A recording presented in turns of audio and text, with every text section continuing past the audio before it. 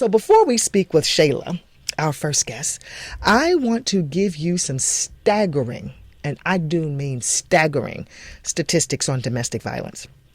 Every year, more than 10 million men and women in the U.S. are subjected to domestic violence, and its impact is felt very far, very deep, and widely.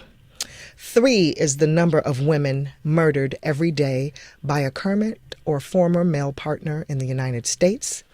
38 million are the number of women who have experienced physical, intimate partner violence in their lifetimes.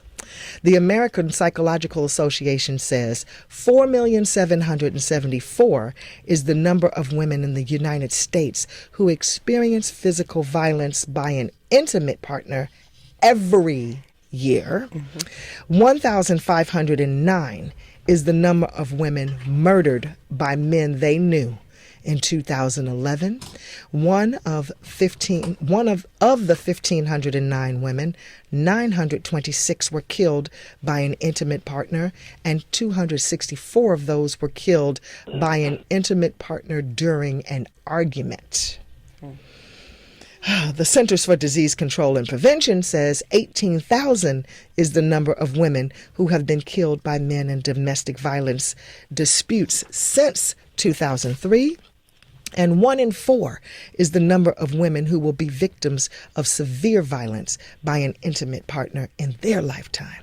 1 in 7 is the number of men who will be victims of severe violence by an intimate partner in their lifetime. And the World Health Organization says 8 million is the number of days of paid work women lose every year because of abuse perpetrated against them by current or former male partners, and this loss is equivalent to over 32,000 full-time jobs.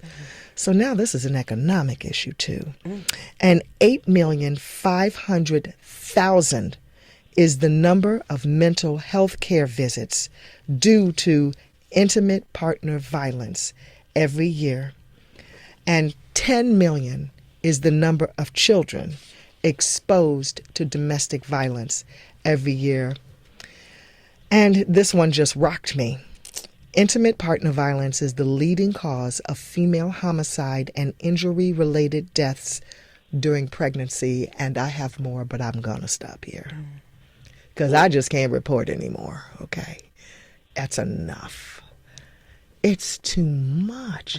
The numbers are staggering, but there are many great organizations working to end domestic violence and to support its victims.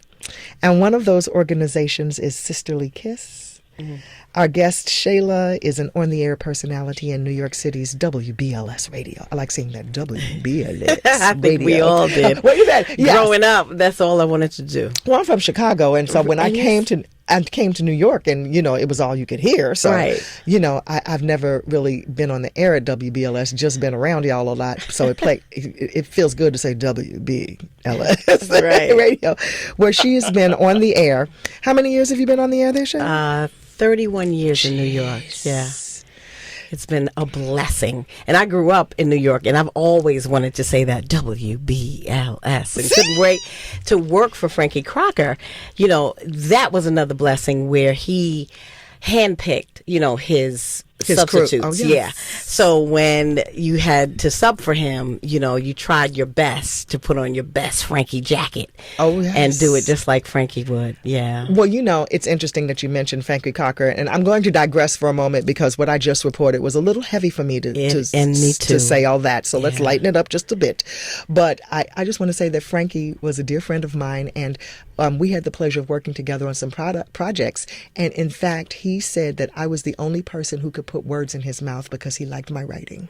Really? Yes, and we created a show called The Beat of the Nation and did not get an opportunity to do it. He died first. Oh. But he was very dear to me. Yeah. And I adored him. Everybody has a Frankie story. I'm telling you. Everywhere I go, and when I bring up the fact that I subbed for Frankie, they would say, oh, I got a Frankie story. And, it's just amazing how many lives that man touched before he left here. Yes, so for those of you who may not know who Frankie Crocker, the chief rocker, was, look him up. Google them. Absolutely. But Shaila is an advocate for domestic violence, and